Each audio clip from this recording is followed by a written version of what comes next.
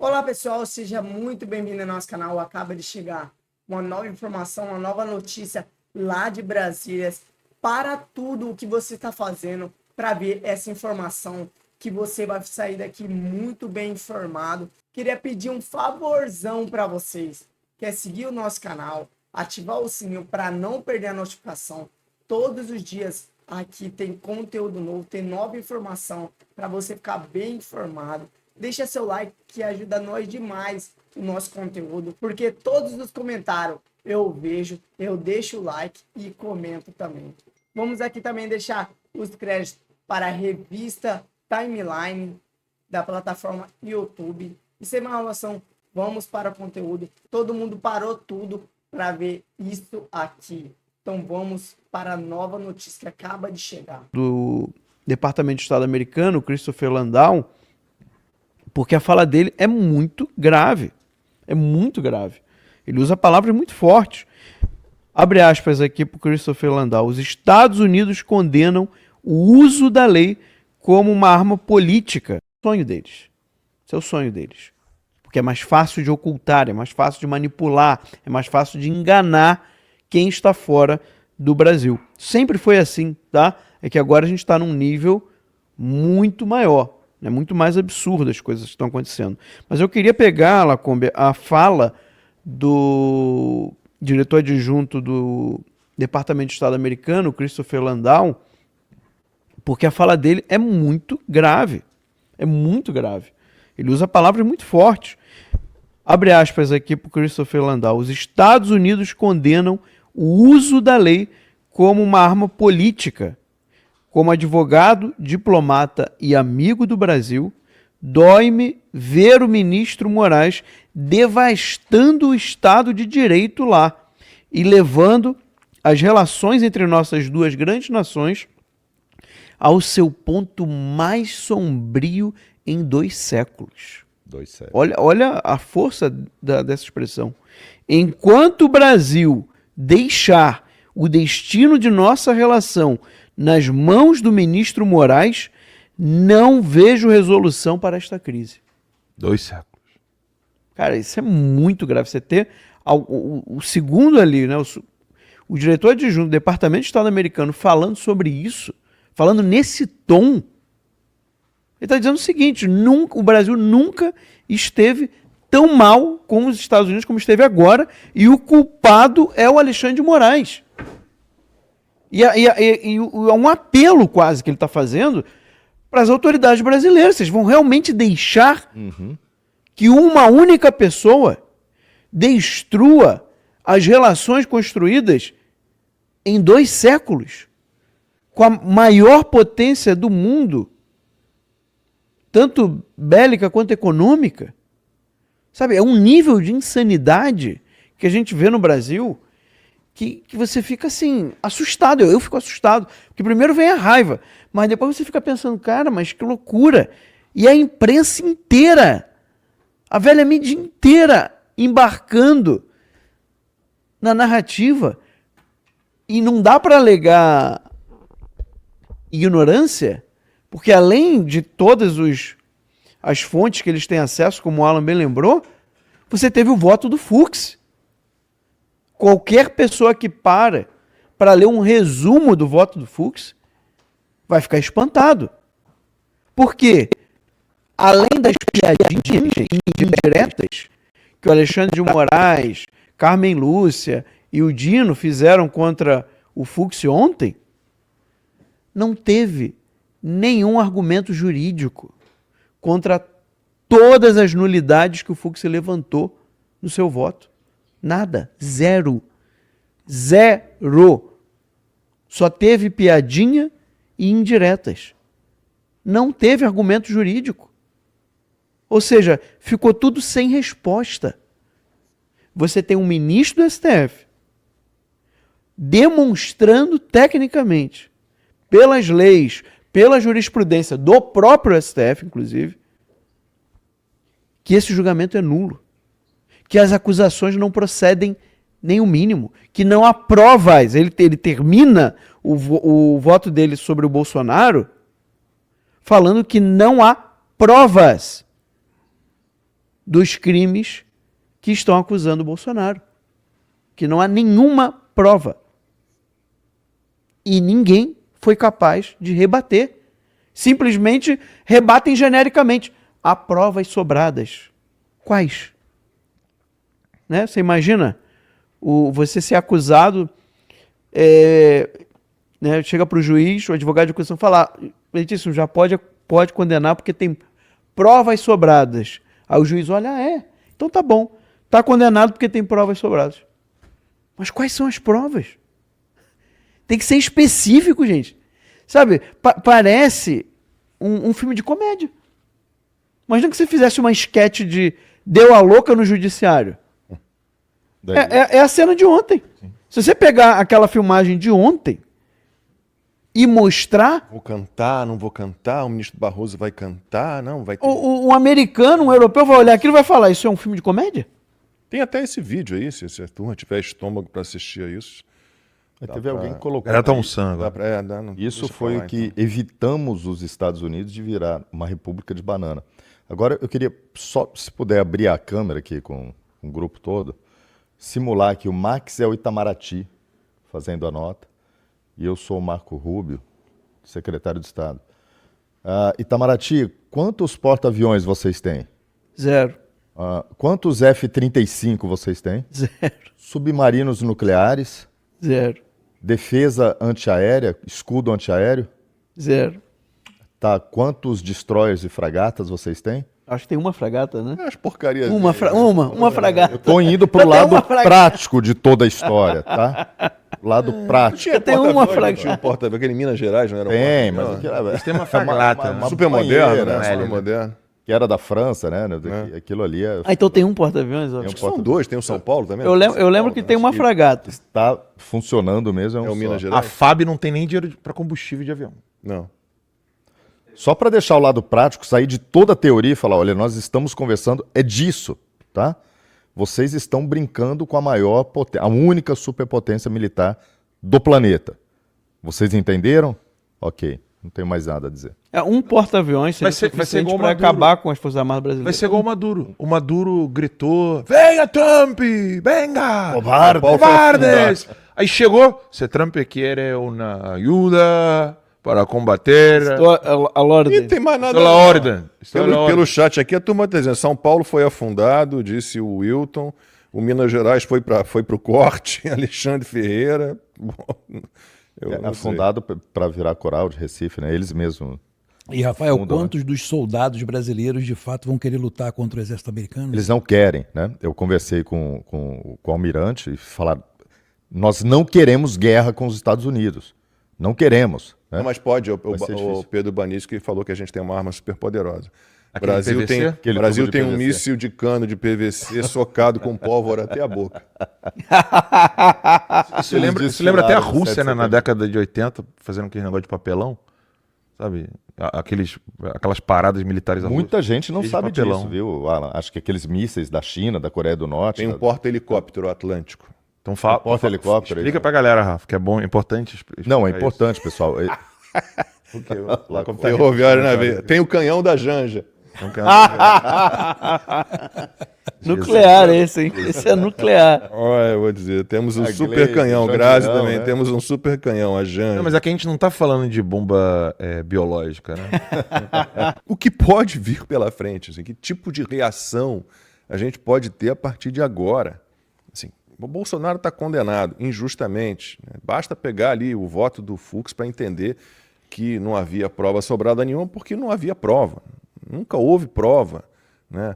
Eles criminalizaram conversas, trocas de mensagens, opiniões, críticas, cogitação, que não é crime no Brasil.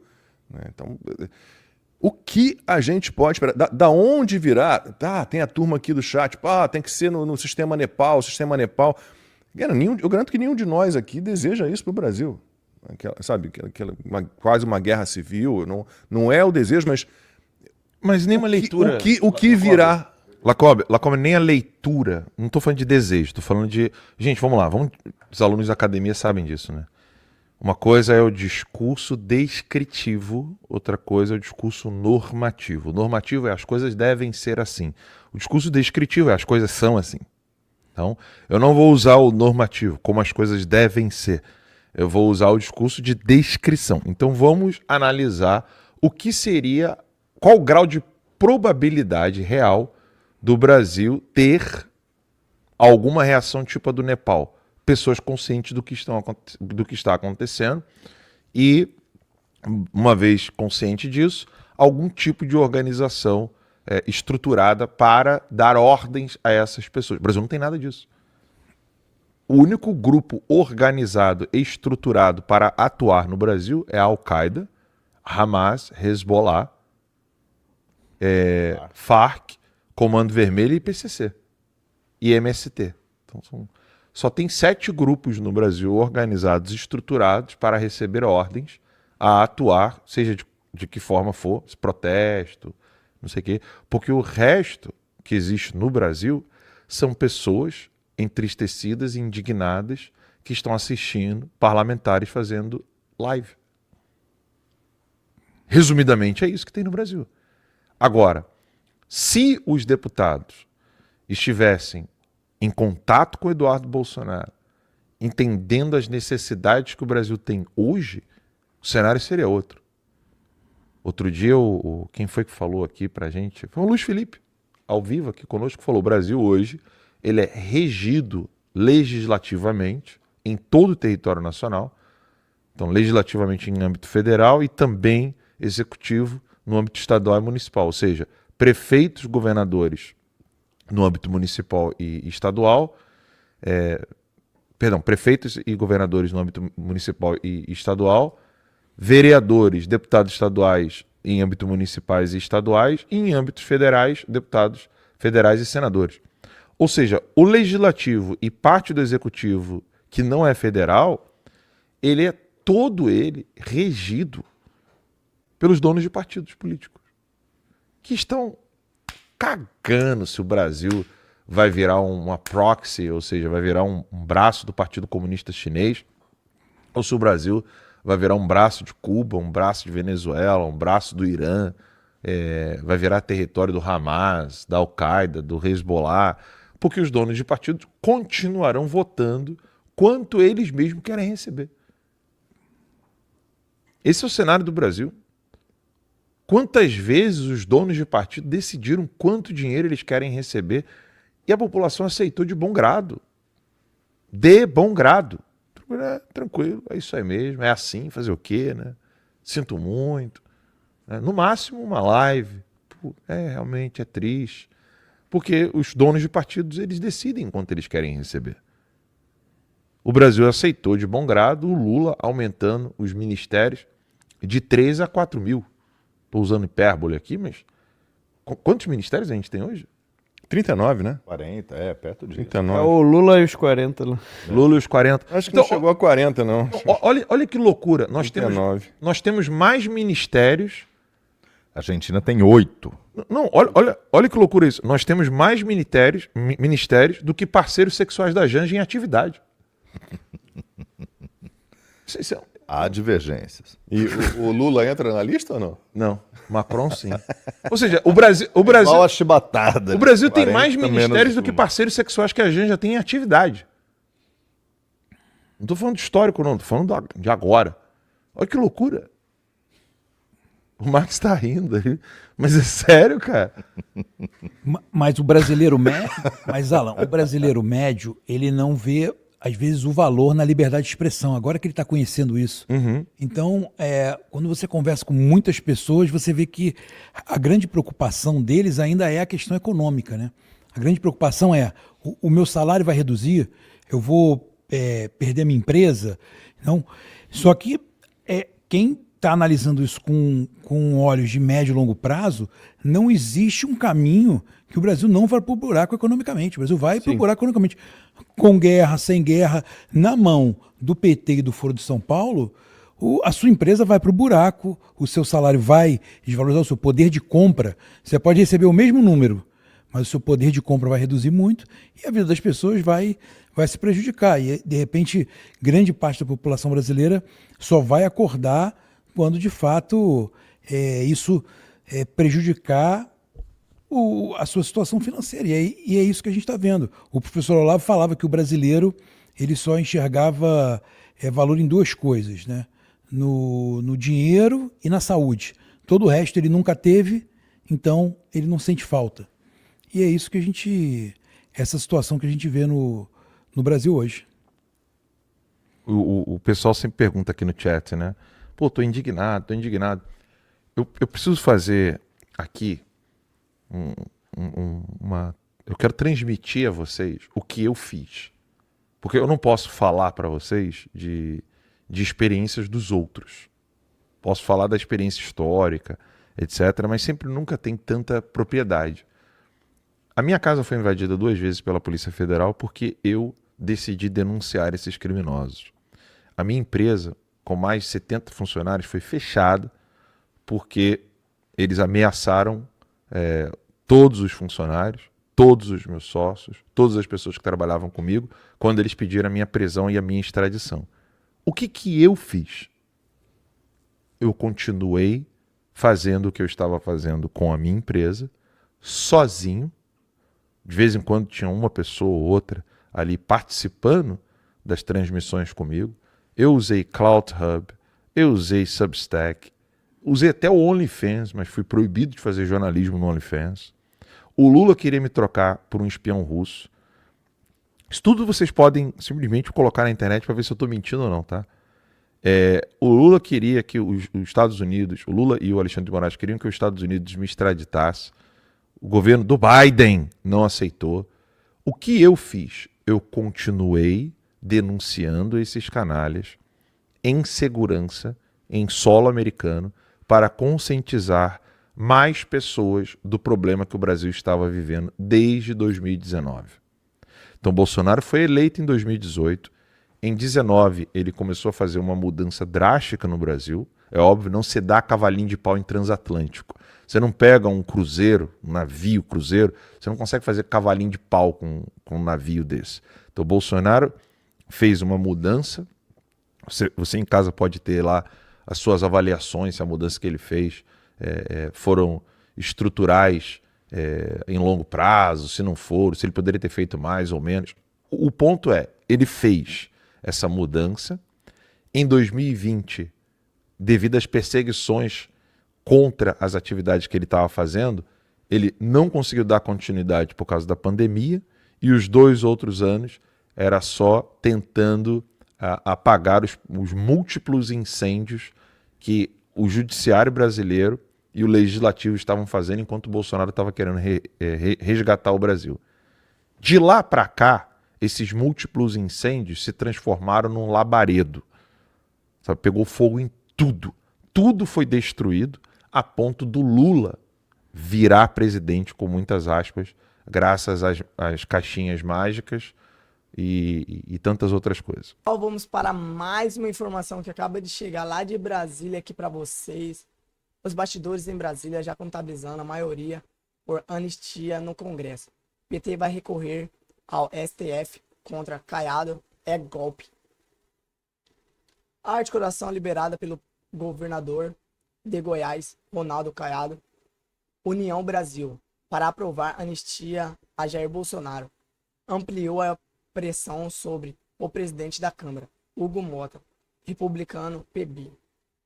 Até então, reticente em levar o tema ao plenário, Mota admitiu a aliados que a movimentação das principais siglas do centro-direita tornou quase inevitável a votação.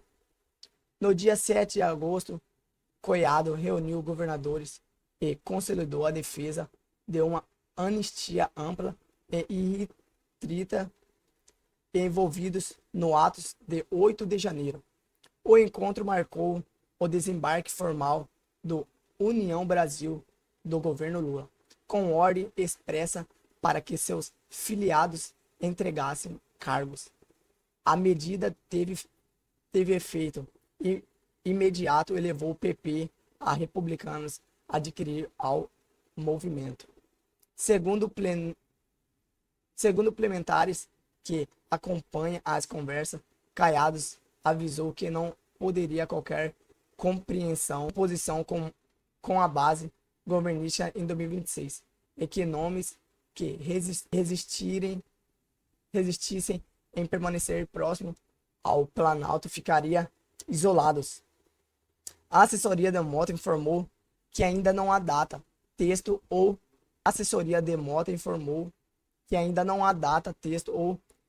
relator definido para a matéria, mas reconheceu a pressão em torno da pauta. Internamente, a avaliação é de a costura feita por Caiado alterou o equilíbrio político no Congresso e tornou inevitável a discussão. E vocês que ficaram até o final, já deixa o like, já se inscreve e ativa o sininho, que todos os dias tem nova informação. E muito obrigado.